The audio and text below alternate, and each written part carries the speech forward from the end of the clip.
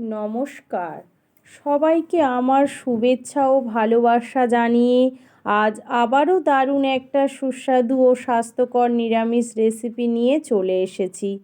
Please পুরো ভিডিওটা আপনারা শেষ পর্যন্ত দেখবেন।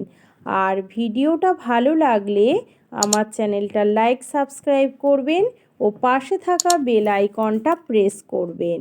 তাই গরম হয়ে গেছে, দিয়ে দেব তেল। তেলও গরম হয়ে গেছে, এবার আমি বড়িগুলো ভালো করে ভেজে নেব। কড়াইয়ে তেল দিয়ে দিলাম, তেল গরম হয়ে গেছে, এবার দেব শুকনো লঙ্কা ও 5 ফোড়ন। একটু নাড়াচাড়া করে দিয়ে দেব ভাপিয়ে রাখা আলু ও কলা। এবার একটু ভালো করে ভাজা ভাজা করে নেব।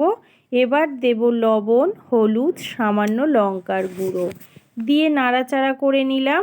এবার দেব ভাপিয়ে রাখা পালং শাক।